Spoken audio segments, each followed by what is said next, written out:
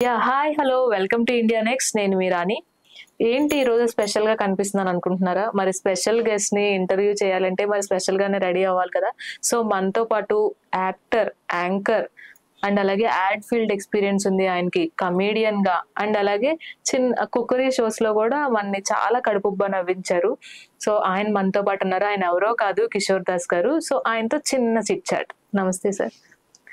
Sir, మీరు actor గా, anchor గా, కమేడియన్ గా అండ్ అలాగే కుక్కరీ షోస్ అండ్ అలాగే చాలా స్టేజ్ షోస్ అన్ని చేస్తూ వచ్చారు. అసలు మీ ప్రస్థానం ఎక్కడి నుంచి మొదలైంది? విజయనగరంలో పుట్టానమ్మా. తర్వాత ఒరిస్సా బరంపురంలో చదువుకున్నాను. హైదరాబాద్ వచ్చేసాను. ముందు జర్నలిస్ట్ గా కొంతకాలం ఉద్యోగం చేశాను. తర్వాత యాడ్ ఫీల్డ్ లో వర్క్ చేశాను. అనువాదాలు చేసేవాడిని, కాపీ రైటింగ్ చేసేవాడిని. తర్వాత అనుకోకుండా ఈ ఫీల్డ్ లోకి వచ్చేసాను, టీవీలోకి. అనుకోకుండా అంటే ప్రయత్నాలు చేయకుండానే? అసలు ప్రయత్నం అన్నది తెలియదమ్మా. తెలియదు. ఓకే. వచ్చిన తర్వాత ఒకటి రెండు చోట్ల ప్రయత్నం చేశాను, రాలేదు. కాబట్టి ప్రయత్నం మానేశాను. అప్రయత్నంగానే వచ్చింది కాబట్టి ప్రయత్నం మీద నమ్మకం తక్కువ. ఫస్ట్ జర్నలిస్ట్ గా ఎక్కడ వర్క్ చేశారు సార్? ఈనాడు అంటే రామోజీరావు గారు అసలు ఆయన టైమింగ్ కావచ్చు అండ్ ఆయన భాషా తత్వం కావచ్చు అన్ని చాలా అసలు అందరూ చూసి జర్నలిస్టులు కూడా ప్రతి ఒక్కరు ఆయన దగ్గర నుంచి చూసి ఎంతో నేర్చుకోవచ్చు. సో ఈనాడుతో మీ ప్రయాణం ఎలాంటిది? ఈనాడు గ్రేట్. సింపుల్ గా చెప్పాలంటే భాష మీద పట్టు ఉండాలి ముందు. తర్వాత నేను గమనించింది ఏంటంటే, ఉద్యోగం చేసేటప్పుడు చాలా మందిని చూస్తున్నాను, మనుషులతో మెలగడం తెలియాలి. ఉద్యోగం సంబంధించిన స్కిల్ ఉండాలి. దాంతో పాటు నలుగురితో మనం ఎలా మెసులుతున్నాం అన్నది చాలా ఇంపార్టెంట్. అది తెలియాలి. అది తెలుసుకోకపోతే ఇబ్బంది. అవును, అది ఆయన దగ్గర నుంచి ఒక గొప్ప విషయం. ఆయన దగ్గర నేర్చుకోవడం కాదు, లోకం నేర్పిస్తుంది. అసలు ఆయన్ని చూస్తే మనకి భయం వేస్తుంది. ఆయన డిసిప్లిన్, ఆయన దూరదృష్టి, ఆయన చూపు. అండ్ విన్నాము ఆయన 5 o'clock కంటే వాచ్ లో ఆయన ముళ్ళు కాస్త ముందు పెట్టి మరి మీరు లేట్ గా వచ్చారు, అసలు వాళ్ళని టెస్ట్ చేస్తారు అని అంటారు. అది నిజమేనా? టైం అంటే టైమే, భాష అంటే భాష. లేకపోతే అంత మహాసామ్రాజ్యాన్ని ఎవరు ఎస్టాబ్లిష్ చేయలేరమ్మా. డిసిప్లిన్ ఉన్నవాళ్లే జీవితంలో గొప్పవాళ్ళు అవుతారు. ఎన్నో పాత్రలు చేశారు మీరు, కమేడియన్ గా కావచ్చు అండ్ స్క్రీన్ ప్రెజెన్స్ చాలా పాత్రలు చేశారు. అండ్ అంటే కమేడియన్స్ గా కూడా చాలా మంది వచ్చారు. అలీ గారు కావచ్చు, బ్రహ్మానందం గారు కావచ్చు, లెజెండరీస్ చాలా మంది ఉన్నారు. 20 ఏళ్ళ నుంచి ఇండస్ట్రీలో ఉన్నారు. సో మిమ్మల్ని ఎందుకు చూస్ చేసుకోవాలి అని అనిపిస్తే ఏం చెప్తారు? This is very interesting question. నిజానికి ఒంగోలు గిత్తాలో నా క్యారెక్టర్ హీరో దగ్గర పనివాడిని. ఆ క్యారెక్టర్ కోసం ముందు ప్రొడ్యూసర్ గారు నేను ఆ క్యారెక్టర్ వేసేస్తాను, చిన్న క్యారెక్టర్ అన్నారు. లేదు అని వాళ్ళు మొత్తానికి నన్ను సెలెక్ట్ చేశారు. తర్వాత నేను ఒక అసిస్టెంట్ డైరెక్టర్ని అడిగాను, ఏంటి నన్నే ఎందుకు సెలెక్ట్ చేశారంటే, నీ గురించి చాలా రీసెర్చ్ చేసాం మేము అన్నారు. మాకు కావలసిన ఆర్టిస్టు సీరియల్స్ చేయడానికి ఉండదు. సీరియల్స్ చేసిన వాడైతే మొహం మొత్తేస్తుంది, కాబట్టి సీరియల్స్ చేసేవాడు మాకు వద్దు. నువ్వు సీరియల్స్ చేయలేదు, నువ్వు చేసింది షోలు, ఎవరి గోల వారిది, ఈటీవీ 2లో ఆహా ఇలాంటివన్నీ, మా టీవీలో సరసం పెద్దలకు మాత్రమే, ఇవన్నీ షోస్ నువ్వు చేసావు. ఎప్పుడు కూడా సీరియల్స్ చేయలేదు. ఒక్కటి అలా సీరియల్స్ లో చిన్న చిన్న క్యారెక్టర్లు చేశాను అంతే. లాంగ్ లెంతీ రోల్స్ చేయలేదు. ఇన్ని క్యారెక్టర్లు ఉన్న ఆర్టిస్ట్ ఎవరు? బాడీ అడ్డదిడ్డంగా ఉండాలి, రెగ్యులర్ బాడీ కాకూడదు, ఫేస్ ఇన్ ది క్రౌడ్ కాకూడదు, నలుగురిలో ఒకటిలాగా ఉండకూడదు, నలుగురి కన్నా భిన్నమైన శరీరాకృతి ఉండాలి.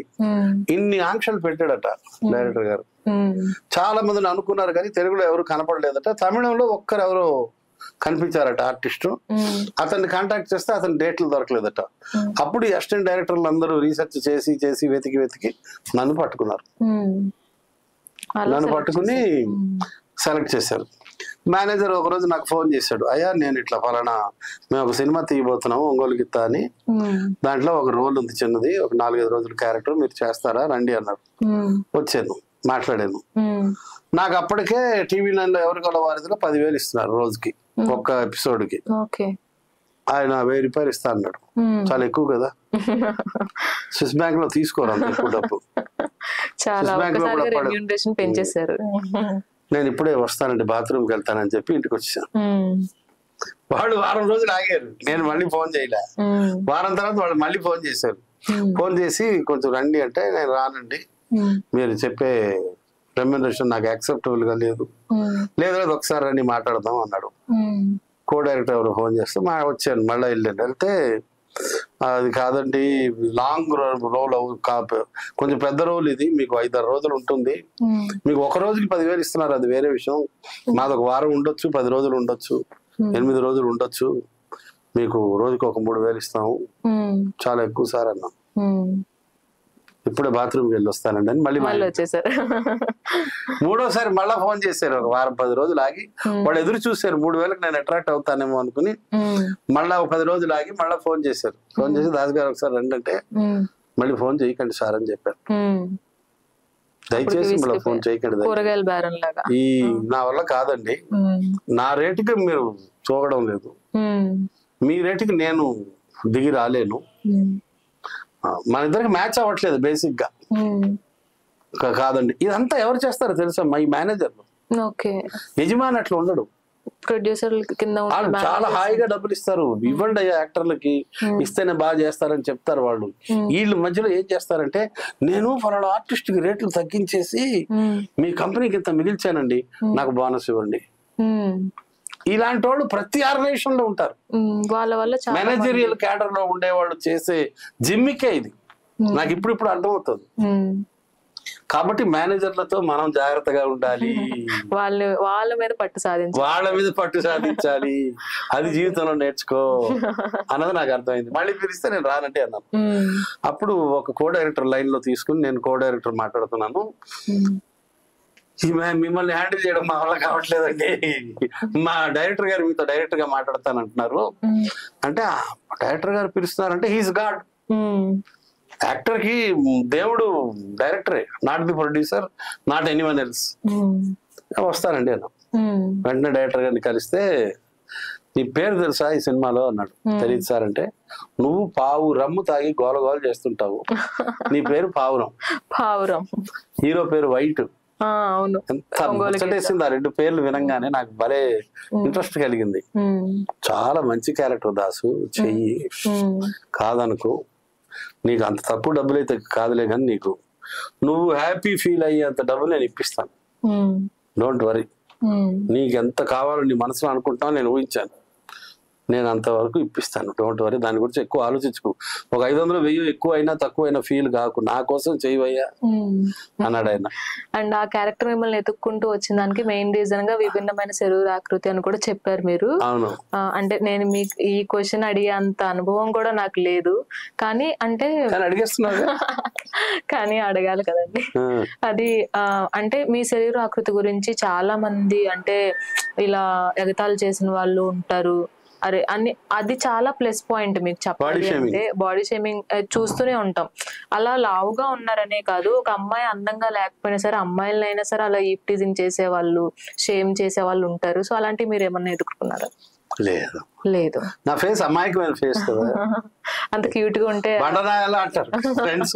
కోపం వచ్చినప్పుడు మందు షూటింగ్ లో కొంచెం ఎక్కువ తక్కువ మాడితే బండరాయాల ఊరుకోబే అంటారు. క్లోజ్ ఫ్రెండ్స్, బాల్య స్నేహితులు ఉంటారు కదా, అట్లాంటి వాళ్ళు. అండ్ యాడ్ ఫీల్డ్ లో కూడా మీరు చాలా వరకు చేశారు. అండ్ దాని ఎక్స్పీరియన్స్ ఏంటి, అసలు అనుభవం ఏమేంటి? యాడ్ ఫీల్డ్ ఎక్సైటింగ్ ఉంటుందమ్మా. ఇప్పుడు కమ్యూనికేషన్ ఎలా ఉంటుంది, ఒక 4 కాలంలో ఒక వార్త రాయడం, సింగిల్ కాలంలో ఒక వార్త రాయడం, ఇది ఒక కమ్యూనికేషన్, సిస్టమ్ ఆఫ్ కమ్యూనికేషన్. ఒక 4 గీతల్లో ఒక కార్టూన్ గీసి ఒక బొమ్మ వేయడం. ఒక యాడ్ ఫిల్మ్ 30 సెకండ్లలో, 45 సెకండ్లలో, 60 సెకండ్లో తయారు చేస్తారు. 60 సెకండ్లలో ప్రోడక్ట్ గురించి డీటెయిల్డ్ గా చెప్పగలగాలి, మనసుకు హత్తుకునేలా చెప్పగలగాలి, అదే టాలెంట్. మేము ఒక యాడ్ ఫిల్మ్ చేసాం, నాకు బాగా గుర్తు. సైదారెడ్డి గారు అని నాకు బాగా క్లోజ్ ఫ్రెండ్, ఒక ఈ సన్నం చేసే క్లినిక్లు ఉంటారు కదా, దాన్ని ఏమంటాం, ఈ స్లిమ్మింగ్ క్లినిక్, ఒక డాక్టర్ అమ్మ కోసం గుంటూరులో అనుకుంటా, గుంటూరులో చేసాం. ఒక చిన్న పిల్ల అక్కడ పార్క్ లో కూర్చుని ఆడుకుంటూ ఉంటుంది. తర్వాత వచ్చి సిమెంట్ బెంచ్ మీద వచ్చి కూర్చుని నేను కూర్చుంటాను, నడుచుకుంటూ వచ్చి అలసిపోయి వచ్చి కూర్చుంటాను. అమ్మాయి పక్కనే చిన్న పిల్ల 5-6 ఏళ్ల పిల్ల కూర్చుని ఉంటుంది. ఒక బోర బెలూన్ ఊదుతా ఉంటది. నేను అమ్మాయి వైపు చూస్తుంటాను, అమ్మాయి నా వైపు చూస్తుంటుంది. బోర ఊదుతుంది, బెలూన్ ఊదుతుంది. నేను అలా బెలూన్ వైపు చూస్తూ ఉంటాను. అమ్మాయి మళ్ళీ కొంచెం ఊదుతుంది, మళ్ళీ కొంచెం ఊదుతుంది. ఊదిన తర్వాత మరొకసారి ఊదుతుంది, పేలిపోతుంది డామ్ అని. నేను ఉరికి పడతాను. అప్పుడు వెంటనే 4 అక్షరాలు కనిపిస్తాయి, kill fat before it kills you. Saida Reddy గారు తీశారు. ఎంత బాగుందమ్మా. అట్లా యాడ్ ఫిల్మ్ మనసుకు హత్తుకునేవి కొన్ని. అలా నవ్వుతా వచ్చి ఒక పాయింట్ అలా తగిలేటట్లు నిజంగా చాలా గ్రేట్. అలాగే పిల్లలు కూడా మిమ్మల్ని చాలా ఇష్టపడుతూ ఉంటారు. అంత అట్రాక్ట్ చేయడానికి అసలు పిల్లలకి బాగా మనసుకు హత్తు వాళ్ళు ఎక్కువ ఇష్టపడుతూ ఉంటారు.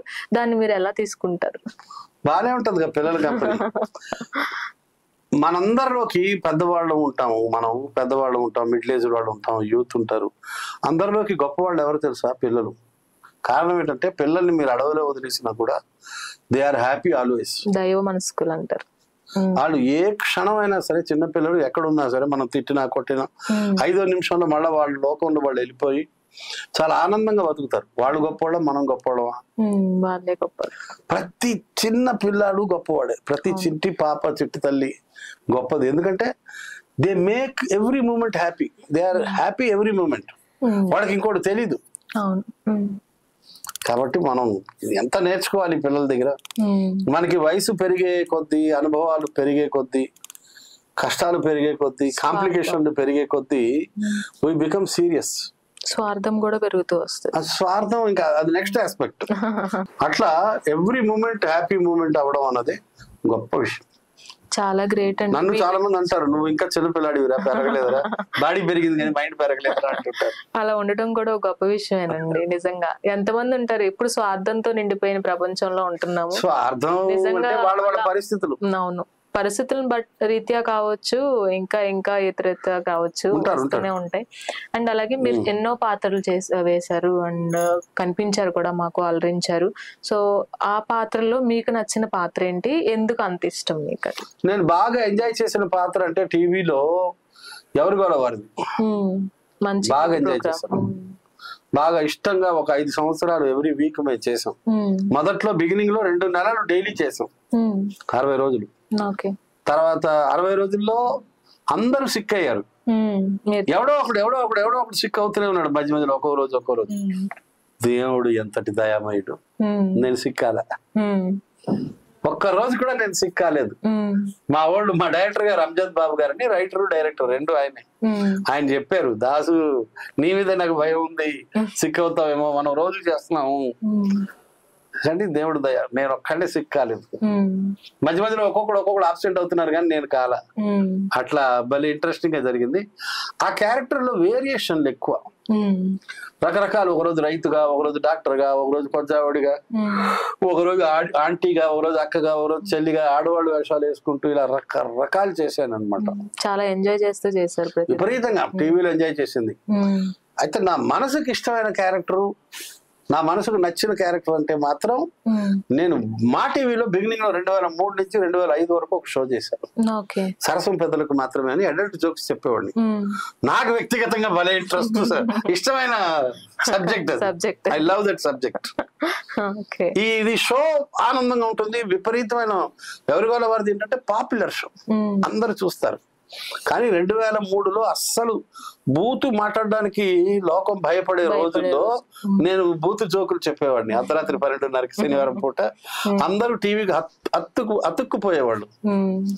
నాకు మా ఛానల్ హెడ్స్ ఏం చెప్పారంటే, అప్పటి వరకు టెలివిజన్ చరిత్రలో ఏనాడు కూడా ఒక షో రన్ అవుతుంటే మిగతా అన్ని ఛానల్స్ రేటింగ్ 0 అయిన షో ఇది ఒకటేనట. సరసం పెద్దలకు మాత్రమే రన్ అయినప్పుడట, శనివారం రాత్రి 12:30 నుంచి 1 గంట దాకా తెలుగులో ఏ ఛానల్ ఎవరు పెట్టుకునేవాడు కాదట, ఇది ఒక్కటే చూసేవారట.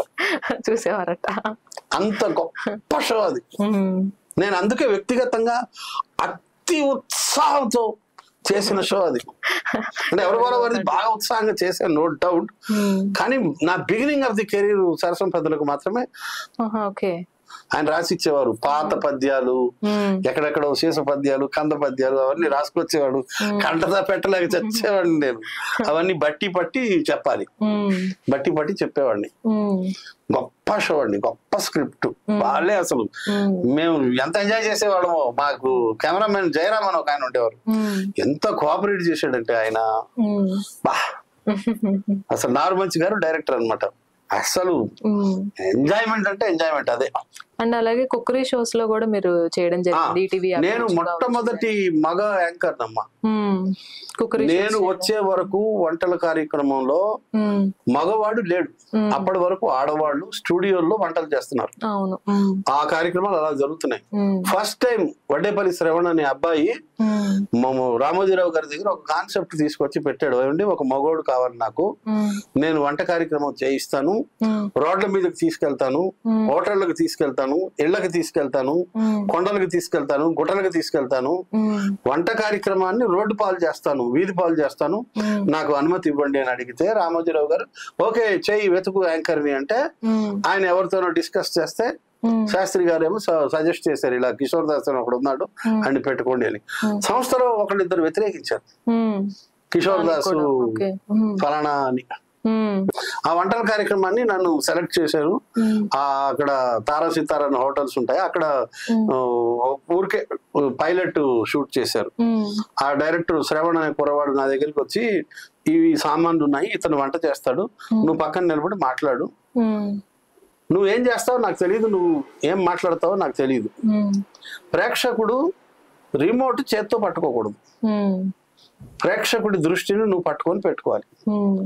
నువ్వు హాస్యమే చేస్తావో, ఏడిపిస్తావో, వంటల గురించే డీటెయిల్డ్ గా మాట్లాడతావో, లోకం మీద మాట్లాడతావో, రాజకీయాలు మాట్లాడతావో, వంట చేసే మహిళతో ఏం మాట్లాడతావో, మగవాడితో ఏం మాట్లాడతావో, ఏం చేస్తావో నాకు తెలియదు, బట్ గ్రిప్పింగ్ గా ఉండాలి, నీ మాట పట్టుకోవాలి, నాకు నీకు కావాలంటే కొంత ఇన్ఫర్మేషన్ ఇస్తానని చెప్పి ఏదో ఒకటి ఇన్ఫర్మేషన్ ఇచ్చేవాడు. అదంతా ప్రిపేర్ అయ్యి నేను చేసేవాడిని. జోనర్స్ గా డివైడ్ అయిన తర్వాత చేశారు ఈటీవీ 2 లో. అప్పుడు ఈటీవీ అభిరుచి రాలేదు ఇంకా, ఈటీవీ 2 లో ఆ ప్రోగ్రామ్ చేశారు. అయితే సెలెక్ట్ చేసినప్పుడు ఒకళ్ళిద్దరు వ్యతిరేకించారు, ఇతను ఫలానా సరసం పెద్దలకు మాత్రమే బూత్ కార్యక్రమం చేశాడు, అడల్ట్ జోక్స్ చెప్పేవాడు, ఇతన్ని తీసుకోవద్దని ఒకళ్ళిద్దరు చెప్పి యాడ్లు రావండి కష్టం అని రామోజీరావు గారికి చెప్తే రామోజీరావు అన్నారు, నేను యాడ్లు చూసుకుంటాను, వాడు చాలా బాగా చేస్తున్నాడు, వాడికి ఛాన్స్ ఇవ్వండి, నేను ఆ డబ్బులు ఎవరు నేను ఇస్తానులే అన్నాడు ఆయన రామోజీరావు గారు. దెబ్బకి సైలెంట్ వాళ్ళందరూ. ఇంకా ఆయన మాటే వేదం కదా. సెలెక్ట్ చేశారు నన్ను చూడంగానే, ఆ పైలట్ చూడంగానే ఈడవడం నాలాగున్నాడు అన్నారు. కానీ మేము కూడా చూసిన మా చిన్నతనం నుంచి చూస్తున్నాం కదా, అలా పెట్టగానే మా మదర్ వాళ్ళు చూస్తూ ఉండేవాళ్ళు, అయ్యి చూడగానే మార్చాలి అని మాకు కూడా అనిపించేది కాదు, చాలా బాగుండేది, మంచి షో అది. సో అట్లా మొట్టమొదటిసారి మేము మా కాంటాక్ట్స్ ద్వారా వెళ్ళాము. ముందు మాకు ఈటీవీ స్టాఫ్ ఉంటారు కదా, ఈనాడు స్టాఫ్, వాళ్ళ ద్వారా వాళ్ళ బంధువులు ఎవరు, వాళ్ళ ఇళ్లలోను, వాళ్ళు ఎక్కువగా వాళ్ళ స్నేహితుల ఇళ్లలోను వెళ్ళి వంటలు చేసాం. మీకు వచ్చా అండి వంట? ఎందుకు రాదు. సో అట్లా ఇళ్ళకి వెళ్ళి వంటలు చేసేవాళ్ళం. ఈ క్రమంలో కొంతమంది ఆడవాళ్ళు మాట్లాడేవారు కాదు, కొంతమంది ఆడవాడికి మాట రాదు, వంట బాగా చేస్తారు కానీ దే డోంట్ టాక్, చాలా తక్కువ మాట్లాడతారు. అటువంటిప్పుడు షో రన్ అవ్వాలి కదా, నేను తెగ బాగుతుంటాను. అంటే కథ నడపాలి కదమ్మా, ఆవిడ ఊరికి బోర్ కొట్టించకూడదు. నేను ఎక్కువ మాట్లాడతా. ఒకరోజు TV9 కాంపౌండ్ లో వాణిశ్రీ గారు కలిశారు. కలిసి ఎటో వెళ్ళిపోబోతూ నేను అప్పుడు ఎంటర్ అవుతున్నాను ఆఫీస్ లోకి, ఆవిడ కారు బయలుదేరుతోంది, డ్రైవర్ ఆగు అన్నారు, కార్ ఆపింది, ఆవిడ అద్దం దించి నేను వెంటనే నమస్కారం అమ్మా అన్నాను. మా కారు ఉన్నట్టు హీరోయిన్ కదా, మామూలు హీరోయిన్ కాదు కదా మా వాణిశ్రీ అంటే, గ్రేట్. నన్ను పిలిచి, ఏమండి మీరు తప్ప మీ షోలో ఎవరిని మాట్లాడే అవకాశం ఇవ్వరా, ఆడవాళ్ళు గొంతు నొక్కేస్తారా అని. నేను వెంటనే దండం పెట్టి, అమ్మా అమ్మా అమ్మ అలా అనకండి అమ్మా, మీకు తెలియని రహస్యం ఒకటి చెప్తాను, కొందరు ఆడవాళ్ళు ఉంటారు వంట బాగా చేస్తారు కానీ నోట్లో మాట రాదు, మీరు కావాలంటే క్షుణ్ణంగా గమనించండి, తీక్షణంగా గమనించండి. నేను ప్రతి ఎపిసోడ్ లో అతిగా మాట్లాడను. ఎప్పుడైనా మా సిస్టర్, నాకు అందరు సిస్టర్స్, వాళ్ళు నా సిస్టర్స్, మా సోదరిమణులు, వాళ్ళు మాట్లాడలేని పరిస్థితి ఉంటుంది. కొంతమంది ఎక్స్ప్రెషన్ తక్కువ ఉంటుంది, పని పర్ఫెక్ట్ గా చేస్తారు. మీరు గమనించండి అమ్మా, ఎవరైతే ఎక్కువ మాట్లాడరో, తక్కువ మాట్లాడతారో ఆ టైంలో నేను విజృంభించి మాట్లాడుతుంటాను తప్ప మామూలుగా నేను మాట్లాడినమ్మా, తక్కువ మాట్లాడతాను. మీరు అనుకుంటున్నారేమో నేను ఎక్కువ మాట్లాడుతున్నాను. పర్టికులర్ గా మీరు చూసిన ఎపిసోడ్లలో అలా జరిగి ఉంటుంది, మీరు అది గమనించండి అన్నాను. ఆహా అలాగా దాస్ గారు, ఐ హావ్ మిస్అండర్స్టూడ్ యూ అయితే అన్నారు. అమ్మా అమ్మా మీరు ప్లీజ్ అబ్జర్వ్ చేయండి అమ్మా, మీరంటే మాకు అసలు you are our heroine, we are very very, అసలు మాకు చాలా ఆనందంగా ఉంది అన్నాను నేను మిమ్మల్ని చూడడం. నేను అదే వాణిశ్రీ గారిని చూడడం. అలా ఎవరైనా పెద్దలు కావచ్చు, ఇండస్ట్రీలో ఉన్న పెద్దలు కావచ్చు, ఎప్పుడైనా ఇంటికి పిలవడం కానీ, మీకు అప్రిసియేషన్ చేయడం కానీ జరిగింది? అలా మీకు అంటే మనసుకి నచ్చిన సిచ్యువేషన్ అలాంటి అంటే శ్రీహరి గాని, రవితేజ గాని వాళ్ళ బంధువులకు చెప్పారు నా గురించి చాలా పాజిటివ్ గా. ఓకే. రవితేజ బ్రదరే ఒకసారి ఒక షూటింగ్ లో చెప్పారు, అన్నయ్యకి మీరు బాగా ఇష్టం, మిమ్మల్ని ఇంటికి పిలుస్తాం ఒక రోజు అని. అండ్ అంత యాక్టివ్ గా ఉండే కిషోర్ దాస్ గారు మధ్యలో కాస్త బ్రేక్ తీసుకున్నారు, ఇప్పుడు మళ్ళీ ఏ విధంగా ముందుకు రాబోతున్నారు? ఇప్పుడు ప్రస్తుతం బాబాయ్ హోటల్, ప్రస్తుతం ఈటీవీ2 అభిరుచి ఛానల్లో మల్లెమాల వాళ్ళకి చేస్తున్నాను. బాబాయ్ హోటల్ కి చాలా మందిని మారుస్తూ వస్తున్నారు కదా. మారుస్తూ రావడం కాదమ్మా, రాళ్లపల్లి గారు పోయారు, తర్వాత రాజాబాబు అని ఒక ఆయన చేశారు, ఆయన కూడా పోయారు. ఇప్పుడు గౌతమ్ రాజు గారు నాన్ వెజ్ చేస్తున్నారు, నేను వెజిటేరియన్ చేస్తున్నాను. ఓకే. మీకు ఫుడ్ లో వెజ్ ఇష్టమా, నాన్ వెజ్ ఇష్టమా అండి? వెజ్జేనమ్మా. వెజ్జేనా? నా ఫేవరెట్ ఫుడ్ పులిహార. పులిహార ఇష్టం. ఇంకేమి ఇష్టం అండి? కర్రీస్ లో ఏమి ఇష్టం మీకు? అట్లా లేదు, కర్రీస్ అన్ని ఇష్టమే, బాగానే తింటాం. ఇంటి భోజనం అయితే చాలు, అంతే. ఇంటి భోజనమే లేదు ఇప్పుడు ఈ వయసులో. అవును కరెక్టే. అంత ఎక్స్పీరియన్స్ ఎలా వచ్చింది? వంటలు ఎక్కడ నేర్చుకున్నారు మీరు? చూడటమే కదా ఇంట్లోని. మా అమ్మ గ్రేట్ కుక్. అమ్మగారి నుంచి. మీ వైఫ్ దగ్గర నాకు థియరీ తెలుసమ్మా, నేను ప్రాక్టికల్ గా చేయను. ఓకే. చేయిస్తా. ఓకే.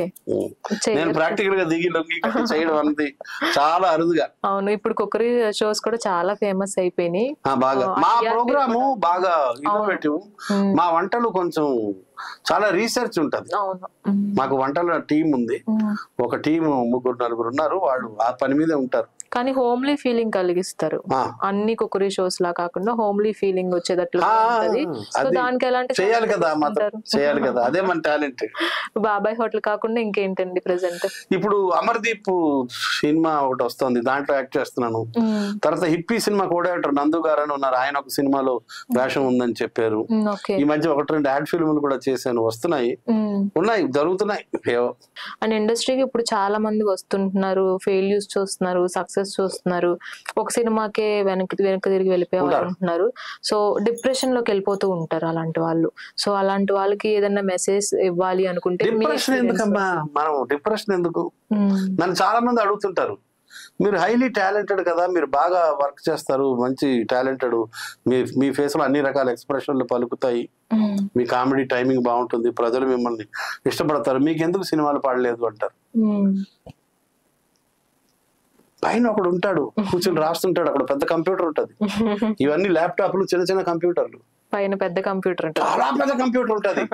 మనం తప్పు చేస్తే ఎప్పుడు శిక్ష పడాలన్నది ఆ కంప్యూటర్ వెంటనే రాసేస్తుంది. నీకు నాకు తెలియదు ఆ విషయం, కానీ ఆ కంప్యూటర్ రాస్తుంది. మనం అబద్ధం ఆడితే దాని ఫలితం ఆ కంప్యూటర్ రాసేస్తుంది, మనం మోసం చేస్తే ఆ కంప్యూటర్ రాసేస్తుంది, డబ్బు తీసుకుని ఎగ్గొడితే ఆ కంప్యూటర్ చేస్తుంది మోసం, తర్వాత ఏం చేయాలన్నది రాస్తుంది. వేషం ఇప్పిస్తానని చెప్పి డబ్బులు తీసుకుని చాలా మంది తిరుగుతుంటారు. మన ఇండస్ట్రీలో అదొక దౌర్భాగ్యం ఉంది. దేవుడు తర్వాత రాస్తాడు వాళ్ళకి ఏం చేయాలని, ఎక్కడో దగ్గర మైనస్ పెడతాడు, అనుభవిస్తారు ఖచ్చితంగా అంటారు. మనం తప్పు చేస్తే ఈ జన్మలోనే ఇక్కడే అనుభవిస్తాము, ఆ క్లారిటీ ఉంటే మనిషి హాయిగా బతుకుతాడు, ప్లెజెంట్ గా బతుకుతాడు. అవును కరెక్ట్. ఇప్పుడు రామోజీరావు గారితో పాటు చాలా ట్రావెల్ చేశారు, చాలా మీరు నేర్చుకుని ఉంటారు, మీరు నేర్పించుంటారు కూడా మిగతా వాళ్ళకి, మీ తర్వాత వచ్చిన వాళ్ళకి. నేను పెద్ద చెప్పనమ్మా ఎవరికి. ఇప్పుడు నేను జనరల్లీ సలహాలు ఇవ్వను. నాకు సలహాలు చాలా మంది ఇస్తుంటారు, నేను తీసుకుంటారా? నేను సలహాల కోసం కొంతమంది దగ్గరికి వెళ్తాను కూడా. నాకు ఏదైనా ఇబ్బంది వస్తే వెంటనే నాకు ఒక అన్నయ్య ఉన్నాడు రాజారామరావు అని, పెద్ద రైటర్, అనే దగ్గరికి వెళ్తా, అన్నయ్య ఏం చేయాలి నాకు చెప్పుకుంటాను, సలహాలు తీసుకుంటా. ముందు ఆంధ్రజ్యోతిలో పనిచేసేటప్పుడు నాకు టీ కుమార్ అని ఒక ఫ్రెండ్ ఉండేవాడు, నాకు ప్రతి కష్టంలో సుఖంలో ఆయనే నిలబడేవాడు. ఈ మధ్య ఆయన కొంచెం ఆయన అస్ట్రాలజీలో బిజీ అయిపోయి నన్ను వదిలేశాడు, బాగా అస్ట్రాలజీలో పడ్డాడు ఆయన. ఓకే, ఎవరికి సలహా ఇవ్వద్దు. నేను సలహా అంటే నాకు సలహా ఇచ్చే అంత మెచ్యూరిటీ లేదండి, మీకున్న అనుభవం కాదు. అంటే నేను ఐ సిన్సియర్లీ ఫీల్, నాకు జనరల్లీ సలహాలు ఇవ్వాలంటే భయం. ఎందుకంటే నా మెచ్యూరిటీ సరిపోదు ఈ సొసైటీకి. నేను ఇంకా ఈ సొసైటీకి అనుకూలంగా ఉన్నాను అనుకోవట్లేదు. ఇంకా తెలివిగా ఉండాలి అంటారు, ముదురుగా ఉండాలి. ముదురుగా ఉండాలి, ఎగ్జాక్ట్లీ కరెక్ట్. మీ లోకంలో చాలా మందిని నవ్వించారు, చాలా మందిని బాధ పెట్టి, బహుశా దాని వల్లనే మా స్ట్రెస్ లేకపోవడం వల్ల. నాకు ఇంటికి సంబంధించి స్ట్రెస్ లేదు, నాకు అసలు తెలియదు కూడా ఎంత డబ్బు వస్తుంది, ఎంత డబ్బు ఖర్చు అవుతుంది, నెలకి ఎంత ఖర్చు అవుతుంది. చాలా మంది అడుగుతుంటారు, మీ ఇంటికి ఖర్చు నెలకి ఎంత అవుతుందిరా అంటారు. తెలీదు. నాకు వచ్చిన డబ్బు, మా అబ్బాయికి వచ్చిన డబ్బు మేమంతా ఇంట్లో ఒక దగ్గర పెట్టేస్తాం. అందులో ఎవరికి ఎంత కావాలో తీసుకుని ఖర్చు పెడతారు. అది అక్షయ పాత్ర. డబ్బులు వస్తూనే ఉన్నాయి, ఉన్నదానికన్నా ఎక్కువే ఉన్నాయి, అవసరమైన దానికన్నా ఎక్కువే ఉన్నాయి. అది తీస్తాం, ఖర్చు పెట్టేస్తాం, మిగిలే ఉంటాయి, ఎప్పుడు డబ్బులు ఉంటాయి. ఫ్యూచర్ ప్లాన్స్ ఏంటండి? అంటే పిల్లల ప్లానింగ్ లేదమ్మా, ఏం లేదు. ప్లానింగ్ చేసినప్పుడు నేను సినిమాల్లో 1-2 కొంచెం వేషాలు పడిన తర్వాత కొంచెం ప్రయత్నం చేశాను, రాలా. నాకు అప్పటి నుంచి నమ్మకం కలిగింది, మనం ప్రయత్నం చేయకూడదు అని. ఆయన డిసైడ్ చేసేస్తాడు, వచ్చిన పని పర్ఫెక్ట్ గా చేయాలి. బాబాయ్ ఒకటి షూటింగ్ ఇవాళ 8 గంటలకి కారు మీ ఇంటికి వస్తుంది అంటే 7:55 కల్లా కింద దిగి ఉంటాను. మా డ్రైవర్లు చెప్తారు, సార్ ఏం టైమింగ్ సార్ మీది, వాళ్ళ ఇంటికి వెళ్తే 1.5 వెయిట్ చేయిస్తారు, వీళ్ళ ఇంటికి వెళ్తే 1 గంట వెయిట్ చేయిస్తారు, మీరు మాత్రం టైం అంటే టైమే సార్. నేను ముందు రోజే చెప్తా, ఒకవేళ నాకు రేపు లేట్ అవుతుంది అంటే, సంజయ్ సార్ నాకు రేపు 1 గంట లేట్ అవుతుంది అంతే. ముందు లేటు చెప్పకుండా లేట్ చేయడం నేను చేయను. నేను చాలా డిసిప్లిన్ టైం విషయంలో, ఎందుకంటే మనం ఎవరి టైంని వృధా చేయకూడదు. అది మీరు కూడా నేర్చుకోండి తప్పకుండా అండి. లైఫ్ లో ఎవరైతే టైంకి నాకు ఫ్రెండ్ ఉన్నారు ఒక బిఎల్ కుమార్ అని, ఆయన ఒకప్పుడు ఏదో చిన్న మ్యానుఫ్యాక్చరింగ్ యూనిట్ లో పనిచేశారట 40 ఏళ్ల క్రితం. ఆయనకు ఒక 5 ఏళ్ల పాటు ఇంక్రిమెంట్ ఇవ్వలేదట. 6వ ఏడాది ఆయనకి ఏదో గవర్నమెంట్ జాబ్ వచ్చి వెళ్ళిపోతూ ఆ మార్వాడి సేట్ని అడిగేట, ఏమైనా నేను 5 ఏళ్ళు పనిచేశాను నాకు ఇంక్రిమెంట్ ఇవ్వలేదు అంటే, ఒకనొక ఆదివారం నిన్న ఆఫీస్కి రమ్మన్నాను, నువ్వు రాలేదు, అకౌంట్స్ ఏదో మాట్లాడుకోవడానికి సెటిల్ చేసుకోవడానికి ఉంటాయి కదా, కరెక్ట్ గా ఉన్నాయా లేదా, అసెట్స్ లయబిలిటీస్ ఏవో ఉంటాయి మనకి తెలియదు, లెడ్జర్ పోర్ట్ఫోలియో, ఏదో పని కోసం అతన్ని పిలిస్తే ఆ యజమాని పిలిస్తే ఈయన వెళ్ళలేదట, మర్చిపోయట. సోమవారం కలిసి ఏమైనా నిన్న వస్తాను ఆఫీస్కి రాలేదంటే, మర్చిపోయాను సార్ అన్నట్ట. అలా ఎలా మర్చిపోతావయ్యా? లేదు సార్ మర్చిపోయాను సార్. అతను పాపం చిన్న టౌన్ నుంచి వచ్చాడు, ఆయనకి తెలీదు. ఆ యజమాని చెప్పాట, నీకు 5 ఏళ్ల పాటు ఇంక్రిమెంట్ ఇవ్వకపోవడానికి కారణం ఏంటంటే నీకు టైం సెన్స్ లేదు, ఇప్పటికైనా సెంట్రల్ గవర్నమెంట్ జాబ్ లోకి వెళ్తున్నావు, టైం సెన్స్ పెట్టుకుంటే బాగుపడతావు అన్న. ఆ రోజు నుంచి ఆయన ఇప్పుడు ఆయన్ని చూసి మనం నేర్చుకోవాలి, ఆ స్థితిలో ఉన్నాడు ఆయన. టైం అంటే టైం. 3 గంటలకు ఒక మనిషి ఇంటికి వస్తాను అన్నాడంటే, ట్రాఫిక్ లో ఇరుక్కున్నాడు అనుకో, 2:30కే ఆయన అంచనా వేస్తాడు, నేను 3 గంటలకి ఆ మనిషి దగ్గరికి వెళ్ళలేను. 2:30కి చెప్తాడు, అయ్యా నేను ట్రాఫిక్ లో ఉన్నాను, 3 గంటలకు రాలేను, 3:20, 3:30, 3:40 అవుతుంది, లేదా 3:10 అవుతుంది అని చెప్పి ఊరుకుంటాడు. ఎందుకంటే ఎదుటి మనిషి వెయిట్ చేయండి, 3 తర్వాత ఈయనకు 1 గంట టైం ఇచ్చి ఉంటాడు, 4 గంటలకు ఇంకెవరకు టైం ఇచ్చి ఉంటాడు. అట్లా టైం విలువ తెలిస్తే మంచిది,